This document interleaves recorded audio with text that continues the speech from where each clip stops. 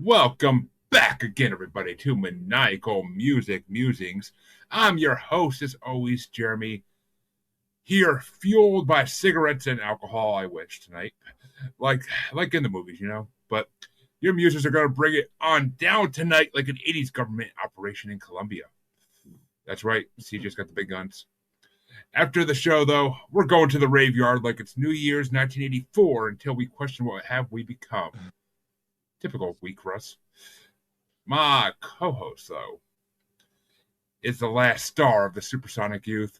He's been a rock and roll star since the day Cobain died, when he had makeup sex with Courtney after she shot him. He lives forever by soaking in the scarlet of misguided youth during winter's dying heart until his fall from grace finally gets him. CJ motherfucking playing the music god himself. Hey, I was around long before Cobain. That's why it's makeup sex for Courtney. God damn it. And ladies and gentlemen, welcome back to another episode with your musers. We are, of course, we're not just joined by one guest tonight. No, we wanted to up the ante a little, and we are joined by 4 fucking guests. I know, we're that cool. What can I say? We are being joined by a band that I had a chance to check out on Spotify today, all their singles, and I am a huge fan of their work. Ladies and gentlemen, the Revel. Yo. Yeah. What's up? Insert applause on back. No, I don't fucking do that shit. Welcome, guys. Pleasure to have you. I don't know your fucking names, or I'd greet you singly too, but off the top of my head, I don't know who's who. So, I believe there's. I was gonna say, I think there's Tito and Michael and Jermaine. It's close enough. I got Tito-esque hair for sure. Al and Chico. Chico.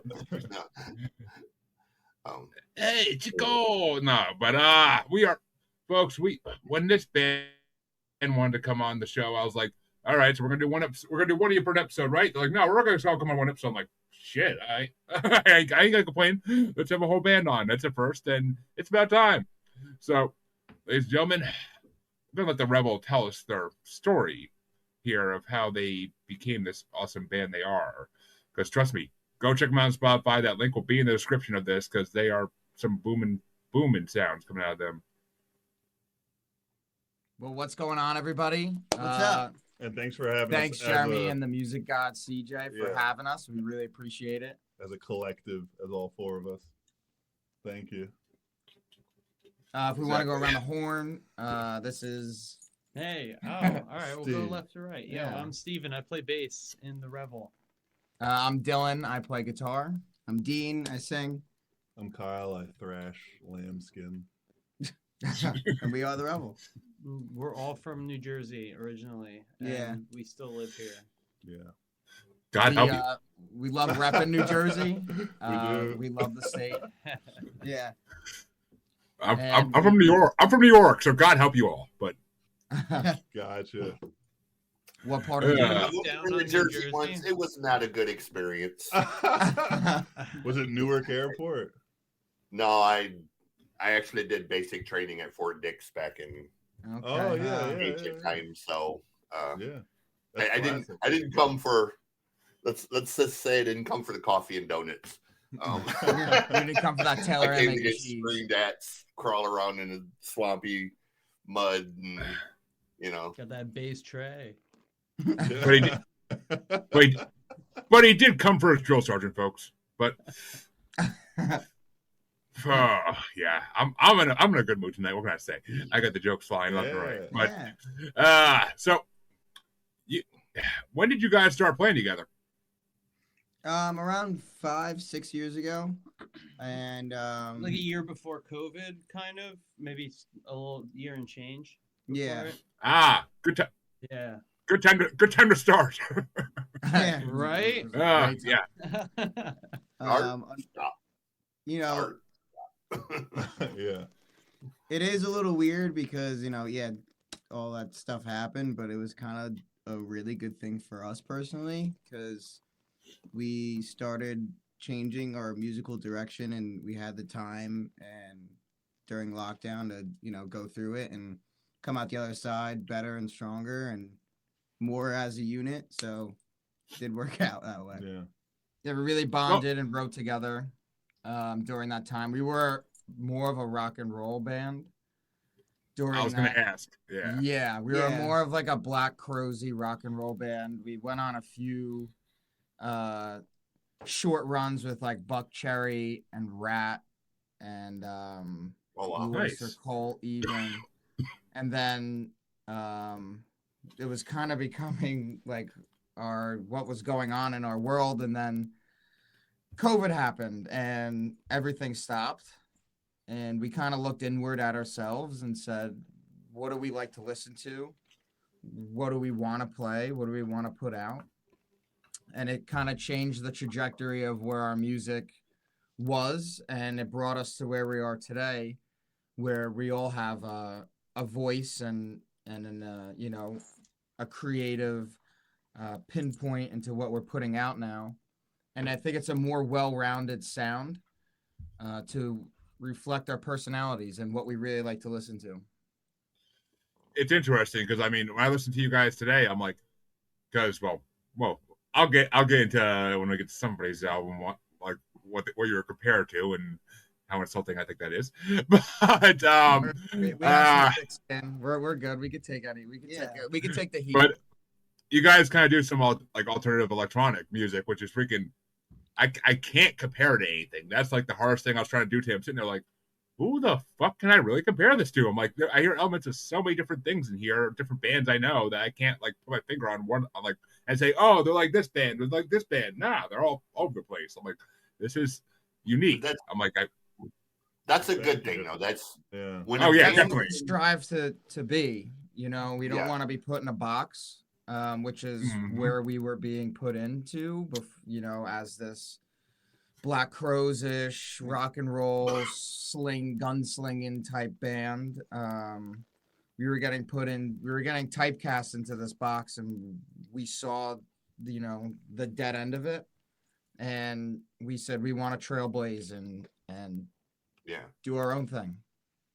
Which that's the right way to do it, honestly, because like CJ's not wrong. You definitely would be. Once you get put in that box, it's hard to get out. I mean, we did a band like that last week called Kingdom Come. Once you get put in that box, it's hard to go anywhere else with it. But so yeah, at that point you just gotta like write really meaningful songs, because you know you can still do something with a genre that's been well established. You can still write something really impactful and meaningful. There's nothing wrong with that. I mean, the best artists have always been the ones that have kind of blazed their own path through thick and thin. You know, people like Prince, Queen, you know, they've just kind of done what they've done, regardless of genre, regardless of, you know, people told Freddie for years, you can't do that. And Freddie said, stand back and watch this. And then Prince come along, and Prince kind of just did what Prince did. You know, you have other bands that sort of the same way that have blazed the path through multiple genres. Youngblood is doing it right now, you know, just jumping from sort of 1 minute it's kind of like The Cure, and then the next minute it's, you know, a pop punk, and then it's, you know, a ballad, and you get, you know, the David Bowie influence and the Clash influence. And I mean, I love people that are just willing to just say, fuck the rules, and we're just going to be us. And that's the beauty of the time that we're in, because you can be genreless, right? Yeah. Because a lot of things, you know, you can listen to music anywhere. You know, there's streaming, there's YouTube, people still buy vinyls, people do, you know, everyone does everything nowadays. So, and people just want good music, and they want also like authenticity. So whatever the artist is authentically doing, people are into that. And it's more important than ever to say fuck it and just be yourself, you know? Exactly. That's what we're doing. Well, that's the thing that's interesting when you're talking about with like Prince and Bowie. Some of their trailblazing was technological, and I think sometimes that's not communicated well, or people don't understand Yeah. that fact. It's like he just sat down and came up with a genre. It's like, no, it came out of like they were playing around with what was available and what was happening. Mm-hmm. What was new, like And the so- drum machines Yeah, and So all that, that kind of shit stuff. was partly like frustrating for us being in that Black Crowes world. It was like, I don't feel like we're, what else are we not using that exists today? I mean, what do we listen to? What do we party to? And why aren't we using it? Because it's like, how are we gonna land on something different? Yeah, the band became a more accurate representation of what we all want to hear culminated, in my opinion. Which And, it works. It really works. When's your guys' first EP or LP gonna be dropping? Well, we have some ideas that we're working with right now of a few angles of what to do, but we're not too sure. We haven't hit something on the head yet, so we're working. I mean, on it. I hate to use them as a comparison, but I would honestly dig the shit out of it if you guys did a concept album like Sleep Token does, kind of. Oh man! Like I said, I don't want to use the band as a reference because I fucking can't stand their music too much, but the idea behind it, the concept behind it is like what I could see you guys really like digging into. Oh man! Maybe not honestly, yeah, we would. You just you don't want to waste that effort unless like there's a ready ear. We're open to it. We fantasize about it, but we have to have it, I guess. First. I mean, the way your guys' music sounds, I could almost see it being like a futuristic, like dystopian concept album, like type thing. Like that's what you're very Dylan. Like retro futurism. Dylan. Like There's a lot of prog us. love in this band. A lot of us sure. like the ray gun gothic aesthetic, which is like the mid-century modern kind of design and a somewhat dystopian aesthetic. I mean, not to sound like a nerd, but the Fallout video games are very famous for portraying that. Yeah, I'm gonna be honest. When I heard your music, I thought of one person as a producer and a sort of like one person to work with, and the dude's my idol. That's Clayton from Cell Dweller and Scandroid.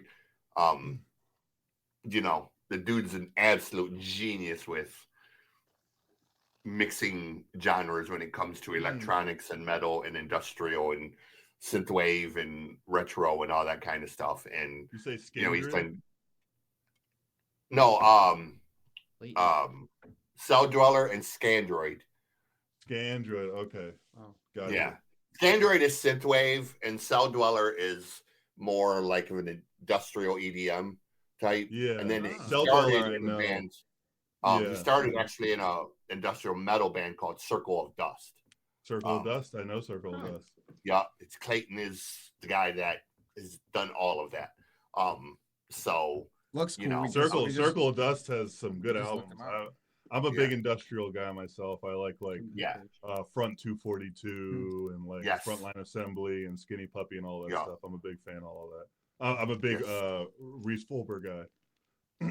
Yes. And Fear Factory and all that stuff. So yeah, Circle of Dust is great. Fucking love Fear Factory. That's what I thought. Like when I heard your music, I was like, Clayton would go crazy with this style and just be like, okay, do this, and not necessarily like telling you what to do, but just kind of giving you pieces of those final touches. He would do those final touches to pull it all together perfectly. Like the cool thing about Clayton, what I love about Clayton, man, is when Clayton does a record, right? He will turn around about 3 months later and he'll say, we're going to have a contest. And then he'll release all of the stems, all of the samples, everything for this record, and just let people remix it Nice. any way they hear it. And then he'll take those remixes and he'll release them, under those artists' name and give them royalties for their remixes and all of that. Nice. And that's wow. That's pretty cool. it's a cool concept because one, you're opening yourself to letting people work with your music freely, and not a lot of artists are willing to do that. Two, you're turning around and saying, okay, even though it's my music, I'm going to give you the credit of you remixing it and all of that.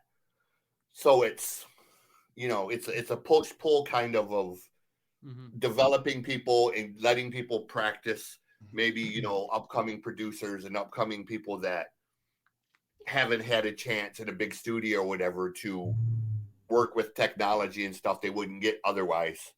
Right. And I love that he's willing to do that with so many people, and he's everybody from the Slipknot guys to the, Orgy guys to Blue Stolly, he's all of those guys he's worked with, That's so smart, like things. for today's world, especially. I mean, not to make it all businessy, but like it works great for like social media posts and stuff. Yeah. And because that all is so important to how music gets passed around. So the more the merrier, honestly. Like collaboration, remixes, all that stuff is awesome. I would love DJs to like take our stuff and turn it inside out and speed it up. Yeah. Club mixes and shit. Yeah, I could see that. Right. I could definitely see that with yours. So let's get into this because I'm dying to hear what album did you guys bring us and why did you want to bring this one? I am so after hearing your music, I'm like A plus B does not equal C. What the fuck? Oasis, baby. It's the Revel. It's funny you say that because like Oasis is a rock band. It's very much in a way just a rock band, but there's something else going on that like any band that tries to sound like them doesn't interest me at all. But Oasis somehow carries like a production value and a swag to it. And I think the band knows that very well, which is why it's like, yeah, it's Oasis, I think another reason why songs are just good too. We love Oasis, and we love definitely maybe so much as it's the attitude behind it. It's so good. I was looking for so much chill, but all I found was cigarettes and alcohol.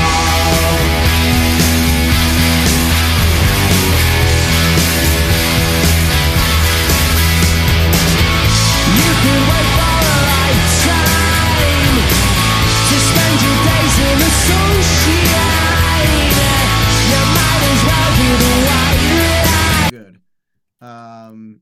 And it's so honest. Everything about it is so honest, and it's it's Liam, it's Noel, it's Bonehead, it's the rest of the guys, it's everybody, and I think that's why we love it. The attitude, the energy, and there's a lot of positivity, and it's just like, from the chord progressions to the lyrics, and just great. It feels like someone young on top of the world for the most of the album. That's a really nice feeling to tap into for a second. Yeah.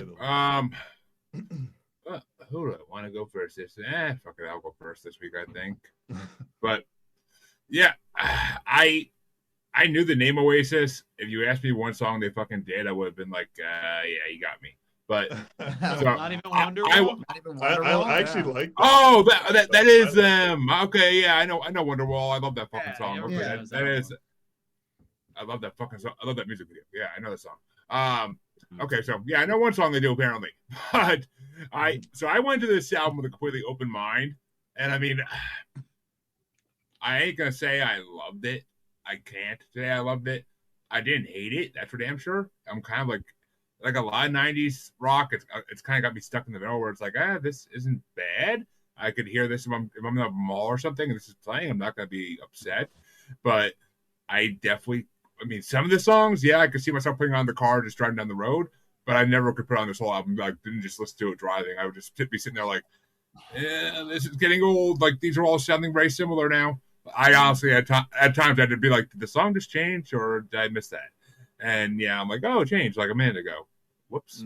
But I mean, they're definitely good. I could see why they did have one-hit wonders. Well, a couple, and I don't know why they call them one-hit wonders when there's more than one, but whatever. But yeah, I mean, they had some good tracks in this record, and I mean, now you say Wonderwall's done by them. Shit, okay. But I didn't realize that was them. I really didn't. Fuck. But I mean, they kind of fall into that groove in the '90s that a lot of artists were in, because there were so many up and coming artists in the mid '90s that just never made it out of the mid '90s because they just pop became everything else but that industrial like grungy rock like this, and so they kind of are. I don't know if they're still performing or not. I didn't really look into it, but I'm sure they probably are. But They just got the biggest. They may have made the most money. The biggest reunion tour in music ever. And Wonderwall is on like the album right after this one, as well as like Anger, which is a huge song, and Champagne Supernova. You'd probably know the second album a lot more. Which Shovel maybe is most likely referencing with her song. Yeah. Okay. Maybe. All right. I have no fucking. It's out of my realm of usual music I listen to. So well, it's cool. It's cool. I like to hear your perspective on it because of that. I'm used to people knowing it, so it's cool to hear it from you. Yeah, I mean it's all music.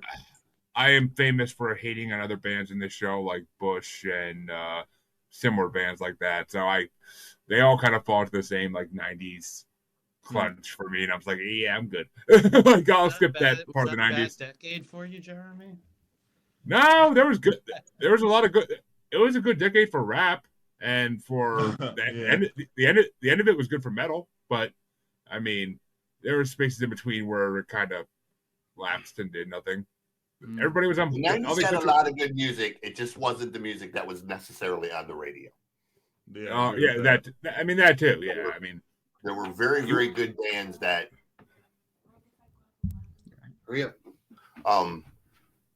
There were very good bands, but that's the junior.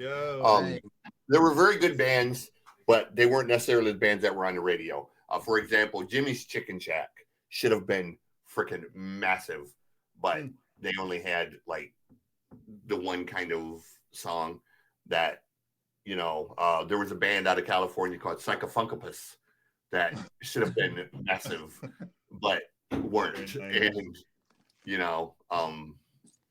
unfortunately we got bands that, were mid that got really famous and really great bands that didn't get enough attention. Dime Store Hoods should have been really famous as opposed to 311, who were fucking terrible. I love 311. Yeah. Dime Store Hoods is like 311 with really good like if Pantera and 311 got together, that's kind of what Dime Store Hoods sounded like. So that's cool. What are they called? Yeah, Dime Store Hoods. Okay. They were a Texas band. The singer ended up dying, but there was a lot of bands that could have, would have. Yeah. But anywho, trust me. I mean, hey, if Insane Clown Posse couldn't get radio play, nobody can. Goddammit. But he must have heard 311 and died. So here's the funny thing. I love people. I saw Jimmy's Chicken Shack open for 311, and we went for 311. I had never heard Jimmy's Chicken Shack, and Jimmy's Chicken Shack proceeded to just blow the walls out of the place. Nice. And by the time they were done, we didn't even give a shit about 311. Like Jimmy's Chicken Shack were so fucking great. We were just like, holy shit, who are these guys? And where the hell did they come from? And we ended up leaving because we were fucking exhausted after their show. So they came from the Chicken Shack. Come on, man, that's obvious. But hey, the singer's name was Jimmy Haha. So you gotta love. Sure, Insane Clown Posse never got radio play. Do I? No, not really. Insane ICP never got radio play, man. Never. One song. Not really. Cover of Let's Go All the Way. Good for them. It's one of the biggest, like, kind of independent groups of all time, I would say. Yeah, basically, they're up there. That's for damn sure. But so let me talk about this record. Please do. I was going to ask you to, because I'm dying to hear this. I went into this. I'm going to be honest. I knew Oasis, but had never really listened to the music. I knew Wonderwall and Champagne Supernova, neither of which I liked. So when Jeremy sent me the link, I was like, oh, Jesus Christ, really? Didn't have high hopes. Right from the opening notes of this, I was like, wait a minute. This is not Wonderwall. There's some actual guitar playing and a little bit of attitude here.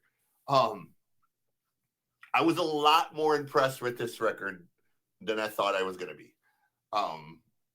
To the point where it changed my opinion of Oasis. Like Wow. I only, like I said, I knew them for the 2 songs, and neither of which I ever wanted to hear again. So, there's a lot of different pieces on this record. There's some T-Rex influence, there's Beatles influence, there's Bowie, there's some psychedelic, but there's some punk, there's a lot going on musically, a lot more than I thought they were capable of or even about. So I'm a lot more impressed by this record than I thought I was going to be. So kudos to you for opening my mind to a band that I would have never listened to otherwise.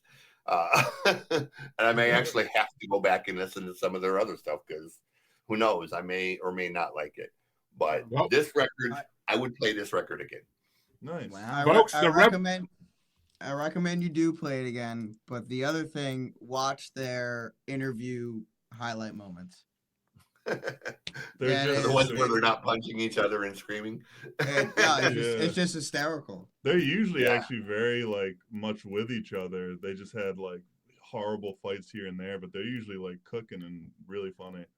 It's kind of funny you guys mentioned the Black Crowes and then chose this because Chris and Chris and Rich Robinson are very much the same way as Liam and Noel, of just 100%. They don't fight like them, but they are definitely brothers. Well, folks, the Revel just proved something here. You could bring CJ to the Oasis and make him drink. So yeah. They sound even better then. As long as they have Mountain Dew. Well, they were just they were Irish, Manchester, and England, immigrant kids. They were blue collar workers that didn't think they'd ever make it. So their first album is just, they essentially lied to Creation Records that they had a bunch of songs, and they blew the guy from Creation Records away, and he signed them on the spot. And they said we have all these songs, and meanwhile they wrote lyrics to songs on the cab ride to the studio. The whole thing is truly, and not all rock and roll stuff is cool, but it really is as close to that kind of story as you can get. And it's a good story overall. The documentary is very good. Yeah, so, it's great. What would you guys say are your top 5 tracks off this album? I'm kind of dying to hear how this works with a collective. You can pull up the track list.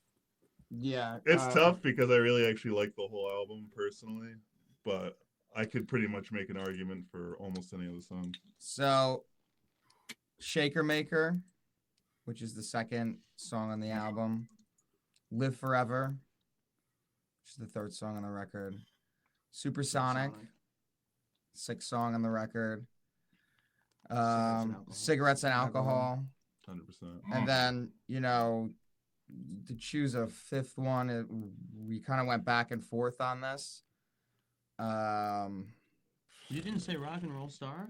Rock and Roll Star. I mean, We're between 3, really. I mean, they closed their show out with the first song on this album. The first song on the first album is they closed it forever on that, which is kind of nice. But yeah, maybe Rock and Roll Star. We'll say. But Up in the Sky is Up in the positive. Sky is so positive. I love that song. All right. Hey, you named some of mine. Yeah, I mean, Rock and Roll Star is my honorable mention. It was a good way to open the track, the whole album up, and it was reminiscent of a lot of good classic rock songs with that type of idea in mind.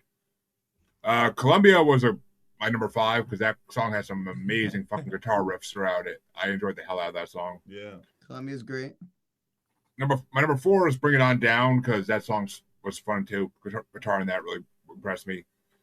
Number 3 was Supersonic, which seemed like it was the hit from the album, but I couldn't really recognize it. I was trying to because I'm like, I grew up in the 90s. So I'm like trying to like hear it. And I'm like, I don't remember hearing this in the 90s at all. But my number 2 is Live Forever, because that song's fucking amazing. That song is that's their the biggest chorus song. The chorus in that song. I'm like, what are they trying to? I got a little pissed off first. I'm like, what are they trying to be Queen? But then I was like, I'm like, oh, they got their own shit with this.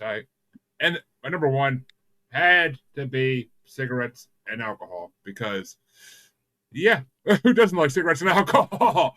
So fuck. I mean, it's fucking. I'm like, all right, that's my theme song from them. So shit, cigarettes and alcohol, number 1. Great video too. Yeah, great video. I didn't get a chance to watch like their videos really. My computer at work today was being a fucking bitch about everything. But it took me like 20 minutes to load a fucking screen. It was horrible. But CJ, what would be your top 5 for Oasis? Number 5, I have Married with Children. I kind of like the mellower tone of it. Number 4 is Bring It Down. Number 3, I have Shaker Maker. Number 2, I have Up in the Sky. And number 1, I have Bring It Down. I dug that song a lot. Like, there's cool guitar. So those are the 5 that kind of started. Cigarettes and alcohol, awesome as well. That I thought I put that on my list, but I guess I didn't. I meant to put it when I heard it. I was kind of like, that's cool. It's kind of a punk. It has almost like a T-Rex meets Sex Pistols type of vibe to it. So that one jumped out at me. Like I said, I thought I put it on the list, but I probably was distracted by 50 million other things happening. Well, it's funny because you said Bring It Down twice. So I think you put that on your list twice by accident. Oh, you know what? I think you put it. That's what it was. First, right? No, I had it at first. You know what? That's what it was. I had Bring It Down in first, but then after I heard Cigarettes and Alcohol, I moved it down the list behind the other ones. So my number 1 is actually Cigarettes and Alcohol. That's what it was. I'm glad you pointed it out because, yeah. I heard that now. I'm like trying to think. I'm like, did he say the same song twice? No, you're right. That's what it was. I meant to. I moved to Bring It down the list after I heard Cigarettes and Alcohol. Yeah. But then I forgot to write it in its place. So, yeah. So yeah, that's kind of how it been. Anywho, move along. Well, folks, take along. I guess it's time to talk about the album I wanted to bring this week, which I knew when this album was releasing. So this album would have been brought on this show. What? I'm trying to guess which one you were. picked, I think I know. All right. Well, I trust me that this album would have been brought in this week, regardless of who the guest is or what they brought on. I didn't give a fuck. I knew this one. I knew this 1 month in advance because I did the same thing with the first part. So, and it just released on Friday, so I had to bring Lord of the Lost, Opus Noir, Volume 2, because. Walk with me through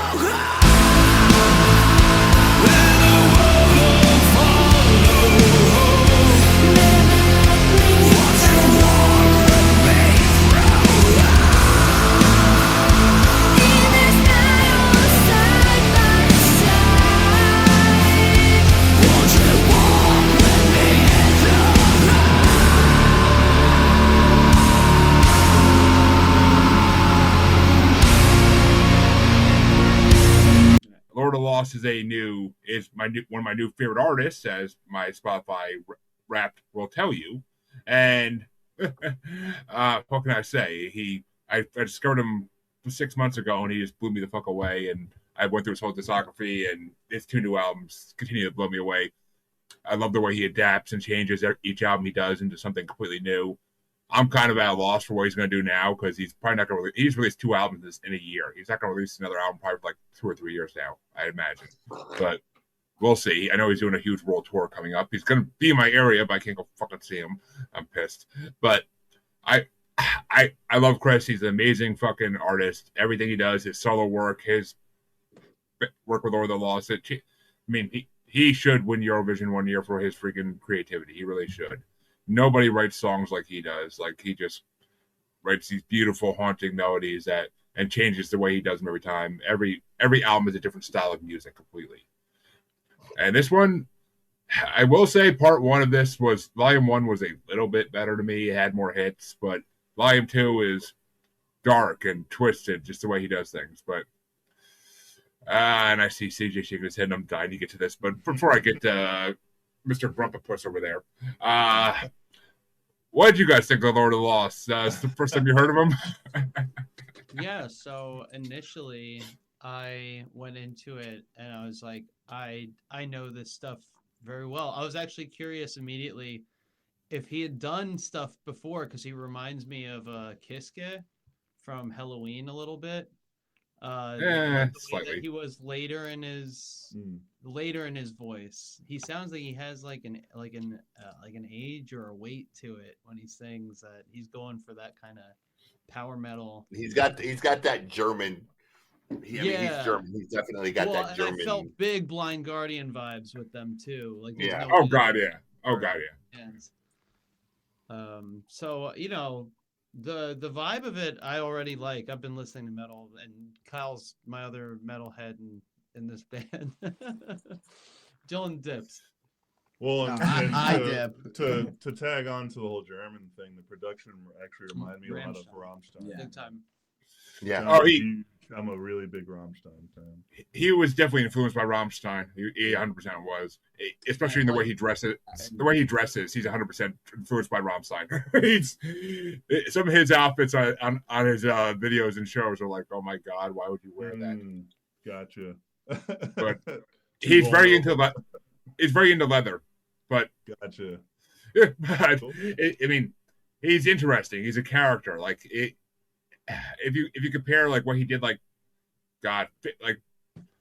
even 4 years ago, if you compare like Blood and Glitter to what he did with these albums, like it's complete polar opposites of everything, and these albums are so serious. Blood and Glitter was like a fun album, like it was like him like just like going out and having a blast. Like this is just like, oh my god, like this is him in his darkest, which is why I love him. I love his gothness, and these two parts of his album like are fucking so dark and goth. It's amazing. And the guest stars he brought on this one and on the last one, I found so many new artists I freaking love because of people he brings on. That what the hell's Tales of Time. The harmonies of the female vocalist, a lot of them were really nice. They were very pleasing to hear. This. What the hell's the name of it? Oh, Infected Rain. Yeah, I got into that band because of him when he released that single for this album, and I freaking like she's like a darker goth side too, but she's freaking amazing. Like a little Nightwish. A little night. Oh, I mean, yeah, anything that's symphonic based nowadays in female sounds like Nightwish. She's a new singer. She hasn't been in Infected Rain for very long. They had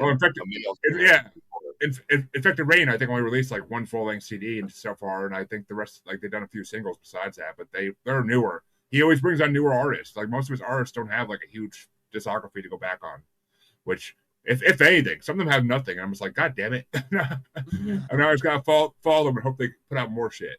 But so, what did the non-metalheads think of Lord of the Lost? That's what I'm dying to hear. Wasn't my thing. I listened to it. I go as deep as like Rammstein territory if I'm gonna do metal, or like a few. I'm just talking about my scope of listening here, and like a couple like maybe big hitter Slipknot songs, but I don't really dive deep into this. It's not my bag. I thought the songwriting and the production was really strong. Yeah, I thought the production was good too. And like you said, it had a very dark tone to the album, which generally I like a darker tone to an album.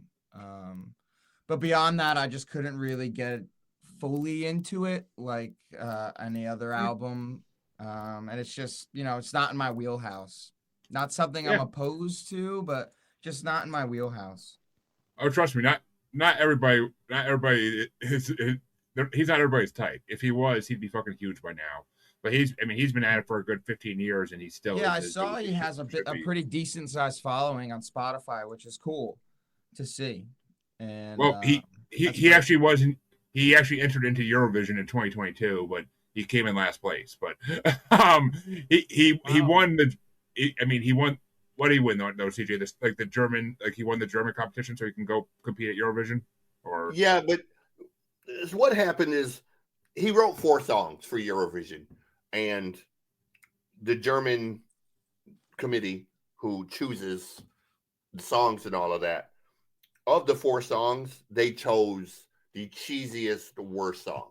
They chose they chose the Eurovision style song, the song that was just dumb and pointless and kind of, this is what a fox does type of song. So it didn't go with them at all, as opposed to the other 3 songs, which were more in his wheelhouse, that probably would have won him the competition. But it's Germany. They consider David Hasselhoff a rock star in Germany, so we're just gonna leave it at that. Okay. Please tell me that Reset the Preset was not one of the choices, because that would have slaughtered. I don't remember the song, what it was, but it was not one of his good songs. I don't even think it's on a record per se. It's one he wrote strictly for. No, it was the title track. It was Blood and Glitter. Was it?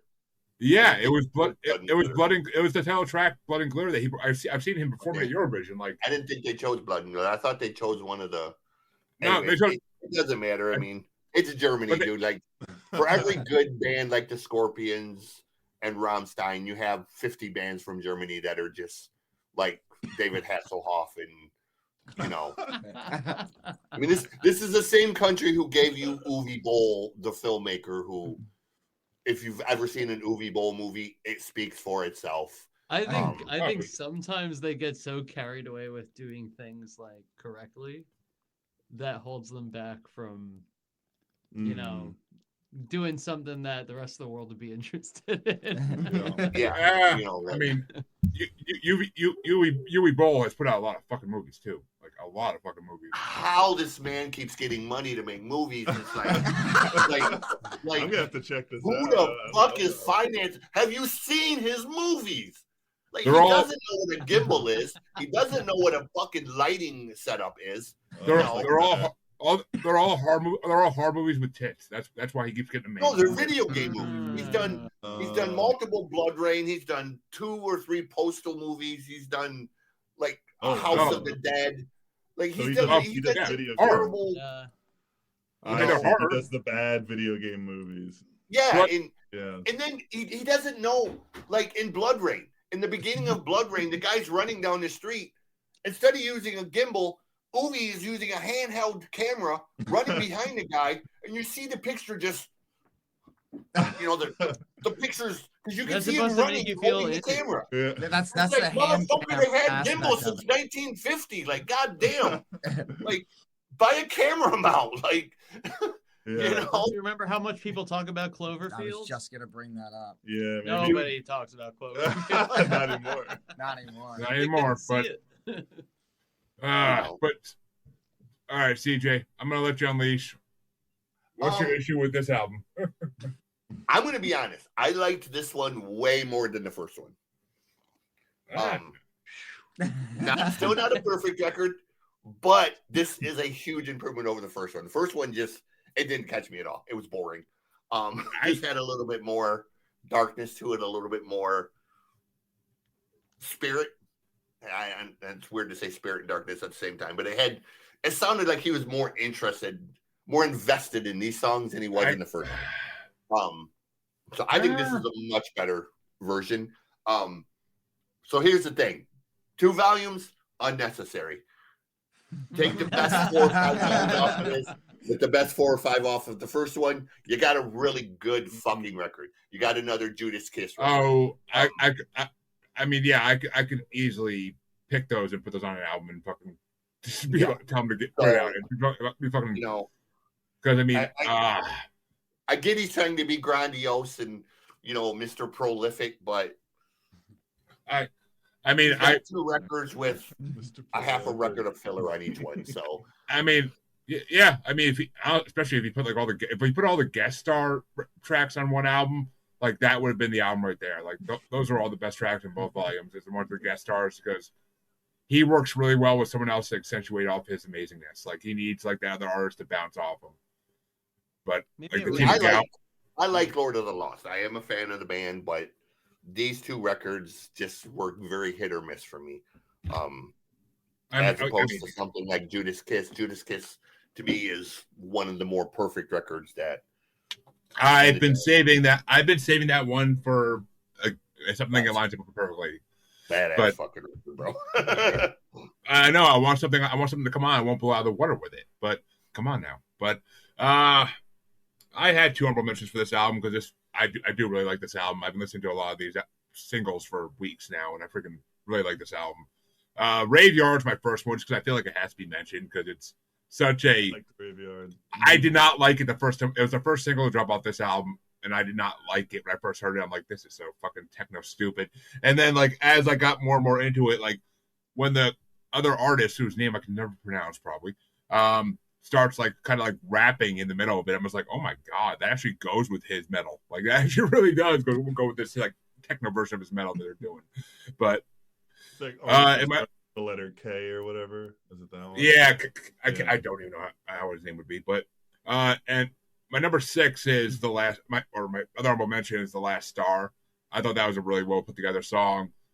Kind of Bowie-ish. I know he keeps getting mentioned tonight, but it was very Bowie-ish, like that song. And I know that's one of his influences too. So that was a very like what the fuck am I thinking of? God damn it. That's a very Space Oddity type of song, like for him. But my number 5 was What Have We Become. I love those type of songs where he does like the slow like melody, and then like all of a sudden when he gets to the chorus, he's like screams it.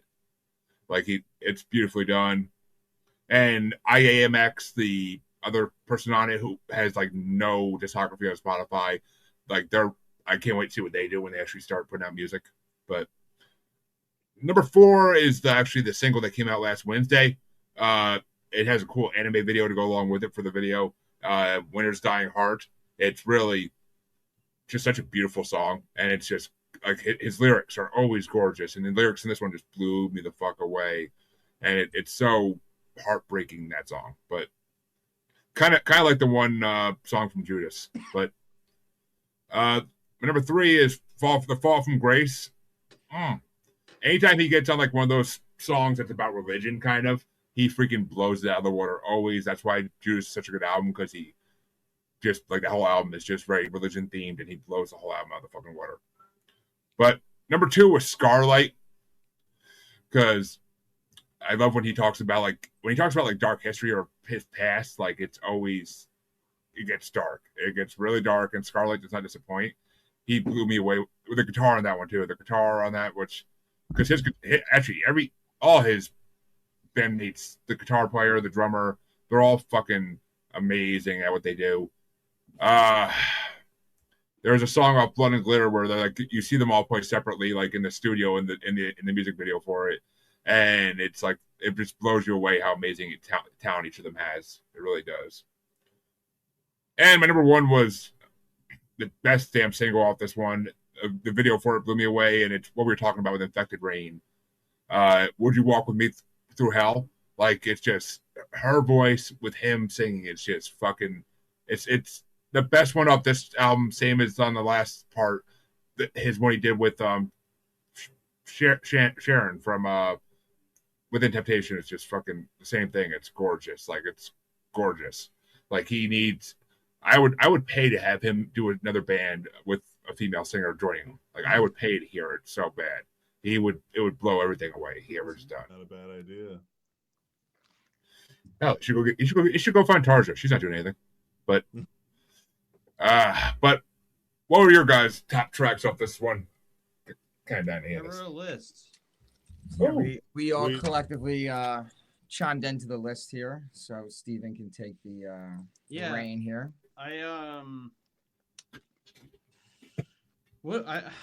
It's hard to know what order I put them in. You know, it's a long album, and I listened to it all straight through last night. So, I don't know exactly the order of this for me. I do know number 1 would be Graveyard.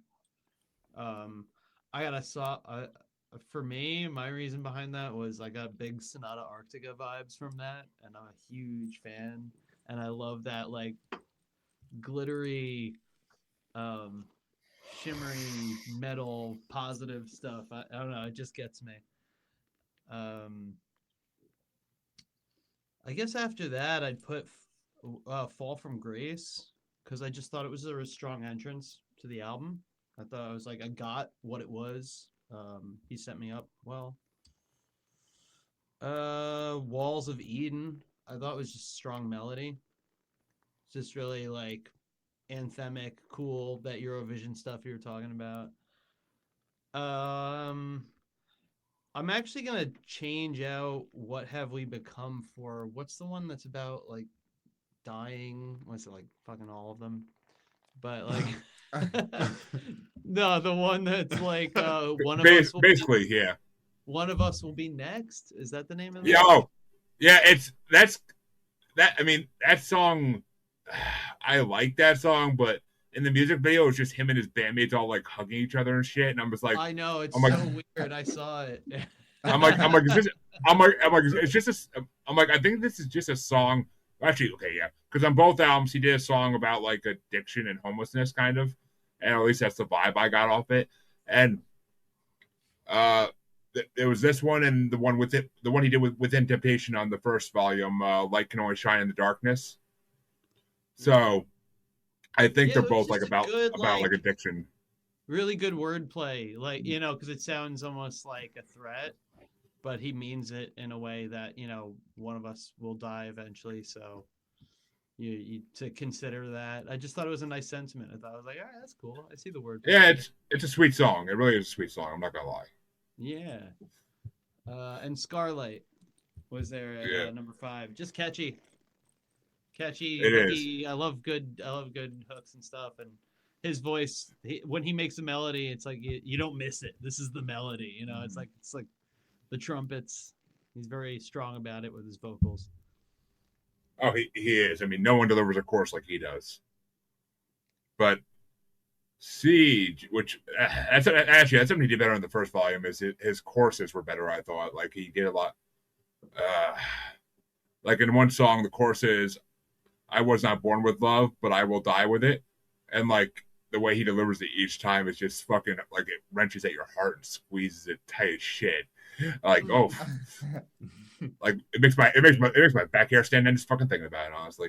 But I gotta listen to the first album tomorrow now. It's pissed me the fuck off. I gotta listen to the first album tomorrow. You like Devin Townsend? Yes, I am a huge Devin Townsend. Sex Religion, like that album is fucking amazing. That was a Steve Vai record. Did Devin wait, Devin is the for a second I was like, coffee guy, right? Devin sang on it. Okay, that's why.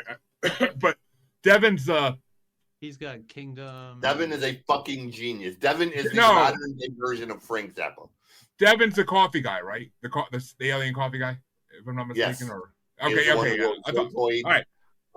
He wrote so much other stuff. Strapping Young Lad. He's got Devin Townsend Band. Went last year, but he took me to see Dream Theater. I didn't. I'd seen Dream Theater a bunch of times. Wasn't really interested. Planky said, some guy named Devin Townsend opening. I'm there. Head me a Devin Townsend. He never plays here. It's so sad. He never plays I here. waited 30 years to see Devin, and he came out on stage and he was everything I imagined and more. Like the big personality, the weirdness, the big bellowing voice. Devin is one of we went across the country on tour, and I was listening to his acoustic album. And I was sitting in the back, like by myself, looking out the window, and I seriously like cried 3 different times listening to it. And I was like, I can't, like, I don't know. I mean, the guy, keep my head against the wall here, because I'm just like, it's really like hitting me. It's just that's what's crazy about Devin is he can go from that to Strapping Young Lad. In the beat of a heart, to a Ziltoid, the silly coffee guzzling alien searching the universe for the world's best coffee. I mean, the guy is he has sort of transcended music to the point of he just does whatever the fuck he wants, man. I did a deep dive into him like 10 years ago, and I gotta do another one because it's been so long since I actually listened to all his stuff. But you know, CJ, what were your top 5 Lord of the Lost? Because we do gotta move this along. I have 3. I have 3 of them. One of Us Will Be Next is number 3.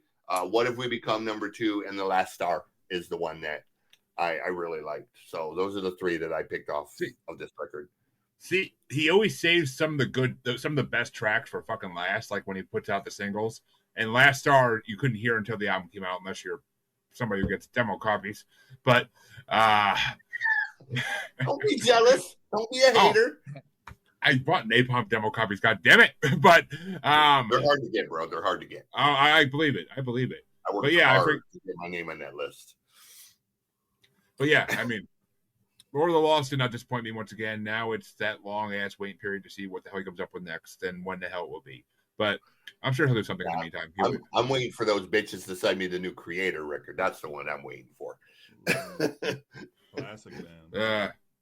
Fucking love them. I guess it's that time. CJ. My turn. Oh, I go. I don't want to, but yes, I guess. So I chose this band because after hearing their music, I thought, you know what? This is a band who is right in the wheelhouse of kind of where they're at and what they're trying to do and whatnot. And there's so many great tidbits with this band. This band started out, they were 13 or 14 years old, just making noise, worked their way up. Made a huge following in LA. They were only 16, 17 at the time. Caught the attention of Madonna. They were the very first band that Madonna signed to Maverick Records.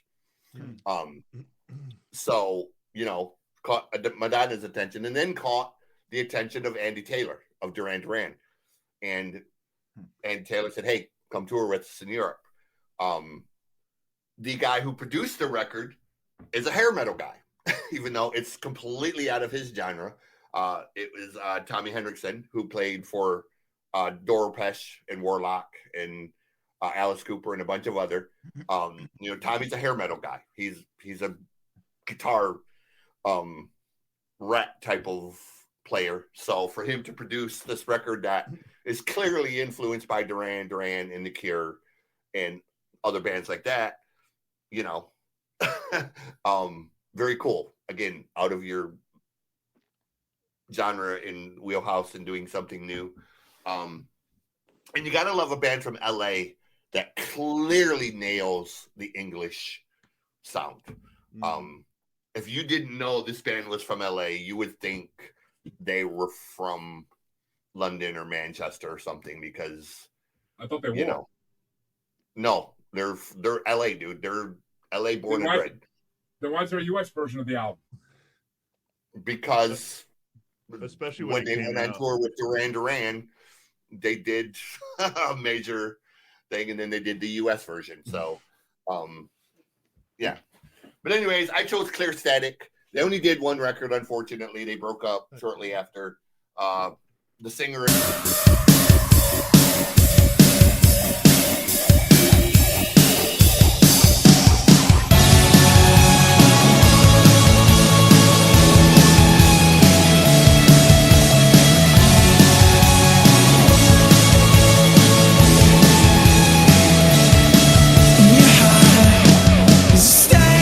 secret face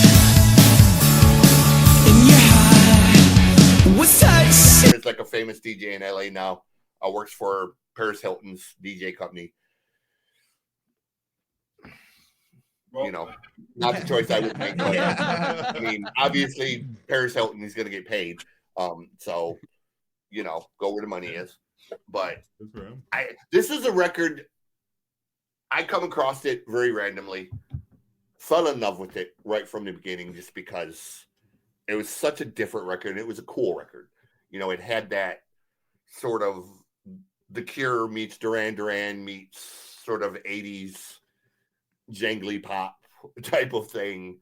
And all by a bunch of guys who were barely out of their teenage years to do it. You know, so really wish they would do more. I really wish, and I'm hoping somewhere down the line, maybe they decide, hey, we're going to give it a second try. I think they were a little ahead of their time. You know, I think if they did this record today with the climate of Youngblood and you know, Static Channel and all the other bands that are doing this now, you know, I think it hits a little different in chart wise and, you know, social media wise. So anyways, yes, Clear Static. Well, before I get to my opinions, what did you guys think of Clear Static? I thought it was pretty cool. I really liked the production of it. I heard through a little bit of that fake English thing, which I wasn't a fan of. Yeah. But it is what it is. I immediately thought it was like 80s obviously inspired, but also like Taking Back Sunday, like those 2006, those early 2010s. Yeah, what's that song that have the Make Damn Sure low hose in there? Yeah, whatever. Kind of the vocalist's fault too. Yeah, Because he's got that whiny. yeah, it's that whiny thing. Goes into that pop punk. Yeah, which you know is cool. Like I was into it when I was in 8th grade, but you know it's not my thing anymore. It was a 2006 album too, so it was fresher even then, you know, to be doing that. That was like the first 80s revival was probably around then, and I feel like it's come back again since. But yeah, the early 2000s was like a resurgence of hipster dance music. It's actually funny because last year, Lord of the Lost, Chris Harms, he put out a solo album called 1980, and it's all like him doing 80s style music, and it's pretty fucking good actually. But I mean, you could tell they were leaning pretty hard into trying to have the song New Year's 1986 or 84, Yeah. 84, sorry, 84, yeah. You could tell they were leaning, the singer especially was leaning pretty hard into trying to kind of capture a lot of elements of the Cure. Robert Smith, you know. Yeah. And good and bad. Like he did well in it, but you know, Robert's one of them guys that probably you shouldn't try to imitate as much because he's kind of unique in his approach. And you know, not somebody you're going to land in the middle of the road with. You're either going to do really good or really bad with it. And he kind of ironically landed in the middle of the road. Not a perfect record, but you know. Well, here's the funny thing. I liked actually like really liked a few moments I could pick out. This is the first song, 94 something. 97 Lives. 97 Lives. Yeah, I like that 97 Lives. We came up with a list independently, and I actually had a lot of. We had a lot of crossover. Yeah. But we can get to it when we get to the list. But yeah, we'll get it's our turn. We'll get to it. But let Jeremy tell me how much he hates this record because I know he's gonna. It's kind of it's more how you introduced it to me. Because I just said, I said back when you sent me the record was, I said interesting, and kind of looked at the record and the band, and I was like, all right, we'll see what this is next week. And he writes back, it's a record that has the same style as they do as a band, and I'm like, I said it's a similar style. I'm reading it word for word on my fucking messenger. But I'm like, all right, we'll see. I haven't listened to them yet either, so I don't know what their style is. So so I listened to Clear Static first today. Well, second technically, but I listened to them before I listened to you guys. And I was like, what the fuck is this shit? And I'm listening to it and I'm like, what is this? I can't even distinguish what this is supposed to be. I'm like, this is like some Hanson wannabes. But come on now, that's not good. Not going that far. Some Hanson wannabes, but I mean, I managed to find a couple tracks I didn't mind, but most of them it's like, oh my god, when is this album going to be over? This album is so fucking horrible. But so yeah, it was not for me. The fact they did one album is the greatest news I've heard all night. So yay. But let's get this disgrace of an album over with. CJ, what were your top 5? I have Anything at All, Telestar, Makeup Sex. Tuesday on My Mind, I think, is the song where he captures the Cure element the best. And then Sleep Late Sunday. There's something about that song that it just kind of has that jangly pop, you know. Yeah. It's like that jangly pop meets Duran Duran. It's like Sleep Late Sunday could really be a later era Duran Duran song. And I think that's what Andy Taylor heard. When he heard that song, he was like, okay, let's take these kids on tour because, you know, this matches us. So yeah, that's my list. Well, I like Makeup Sex too because it has that kind of cool vocal with Courtney Love. But yes, so what did you guys come up with for a top 5 after you argued and juiced it out? Number 5, New Year's 1984 was our number 5. I'm gonna combine the list. Me and Kyle tried to coordinate here. At number 4 would be Careless Lies. Number 3 would be like the movies. Number 2 would be Makeup Sex. And number 1 would be Tuesday on My Mind. That's our top 5. I would do an honorable for Sunday. Sleep Late Sunday. Yeah, I do an honorable mention like for that too. Yeah. That was a fun one. Yeah. Steven too. Well, I had the same. Oh no, I had the same problem with this I did with Oasis, where I had a hard time realizing when songs ended and when the next one began. Like I was just like, it'd be like 2 songs later, I'd be like, wait, what? Like I thought it was the same song. But I pulled 3 out that were memorable enough for me to put down on my list, I think. And that was New Year's 1984, because that was kind of a fun one. Makeup Sex, I knew I wasn't like that when I saw the title, but I knew I was, and I was right. Of course I was right. And my number 1 would have to be Like the Movies. It would have to be Like the Movies, because that was actually a really good song. But the rest of the album was I really like that song too. Yeah, the rest of the album was song. Yeah, exactly. It sounded like that kind of, but the rest of the album was just kind of me like a throwaway. Like I was like, all right, I'm good with the rest of this. Ever hearing it again? I don't think I ever want to go back to this album. But Jeremy, I was with you on it because for me, it had this uncanny valley to me, where it was like close enough to things that I know that are really good, but not there. Right. You know, and so I was just like, turn this shit off. Like there were moments I had of that where I was like, it's too close. You're not my mom. Yeah. Exactly. Fucking exactly. Thank you. But it just CG doesn't disappoint me often, so when he brings the disappointments, I live with it. When you look at the record as a whole, okay, and realize that these guys were 16 and 17 years old at the time of recording it. It would be interesting to kind of think about, okay, what could they have done in another 3 or 4 years with more experience, more tour, more whatever, and that kind of stuff. Would they have developed past it? Would they have gotten more whatever? You'll never know.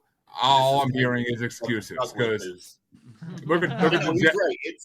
It's very much like, it definitely has a Duran Duran, Cure, Tears for Fears type of style, you know, where it's very obvious who they were influenced by, what they liked, and what they were going for. Like, you can't miss it. It's blatant.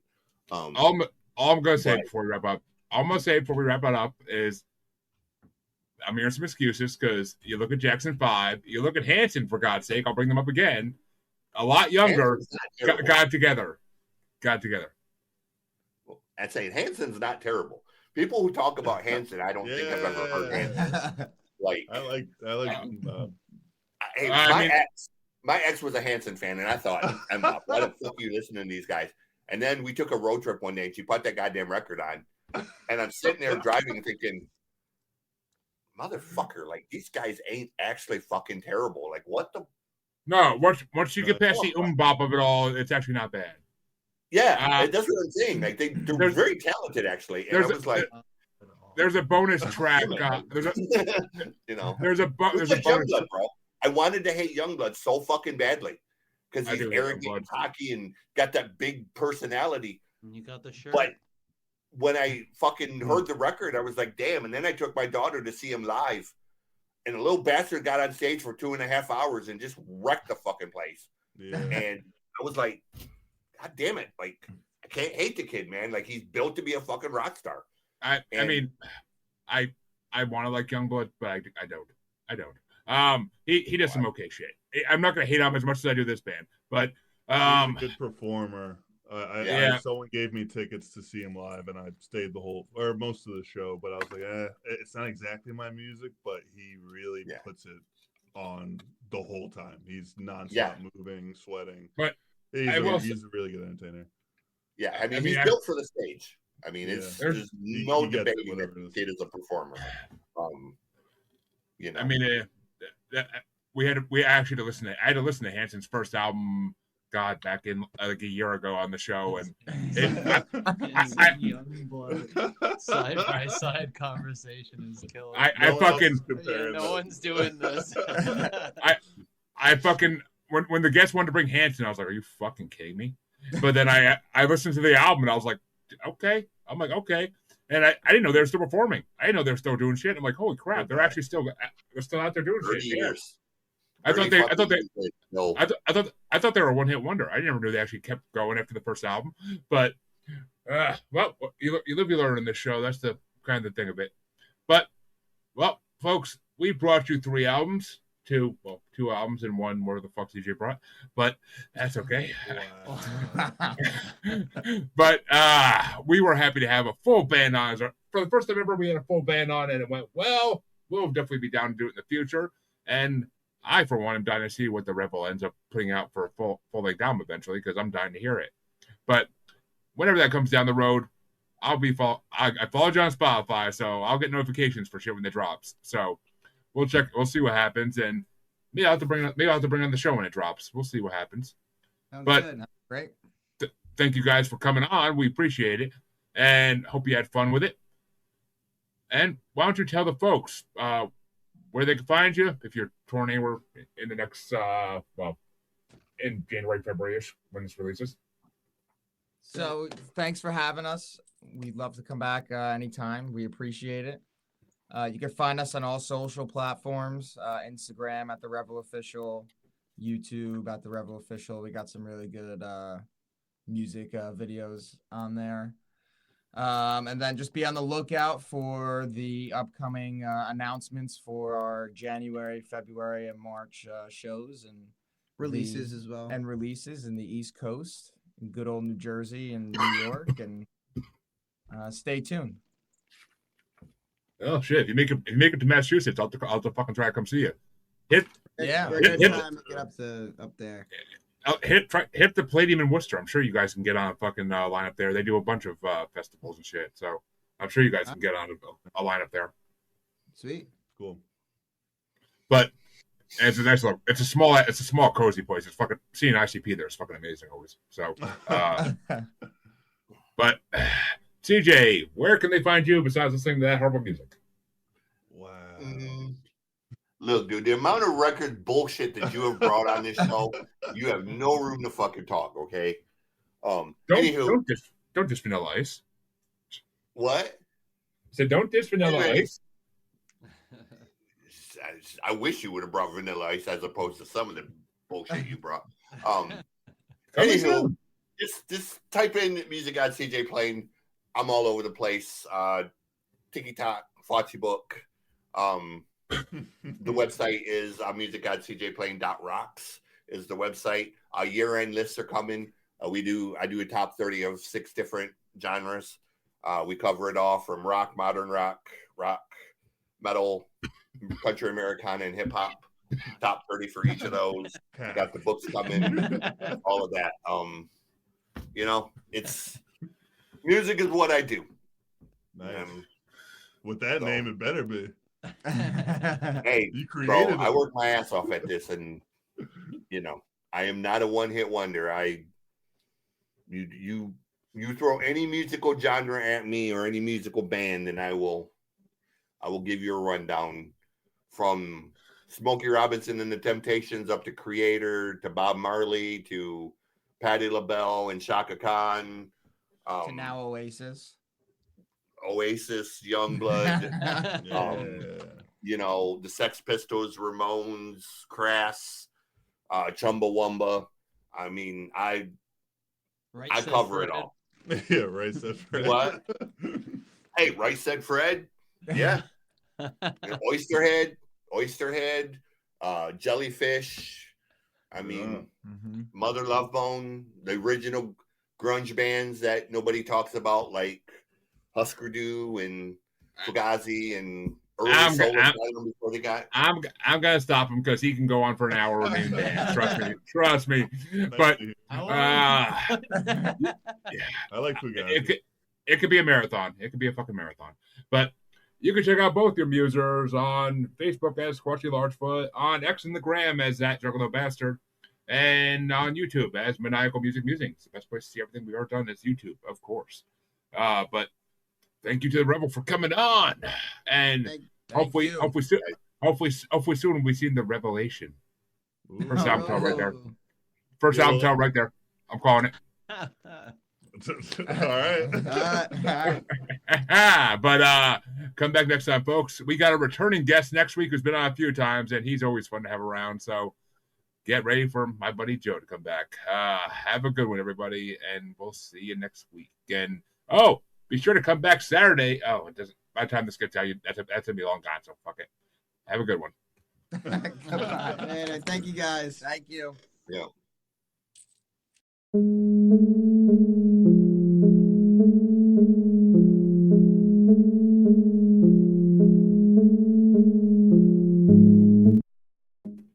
I'm rolling.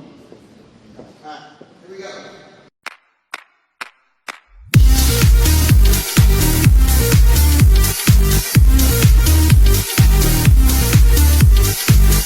Am I looking for love or am I just looking to fuck? Well, baby, is it the drugs or just the way you look? Don't waste your time, make your mind up, make it up. Double down, light it up, I need to pick me up. You keep saying don't know what I need. Keep on saying just give me some time to breathe. Keep on saying you never met the real me. Keep on saying only safe in memories. Everything I've seen. Keep on saying what should I believe? Keep on saying 'cause I don't know what I need. Keep on saying decent for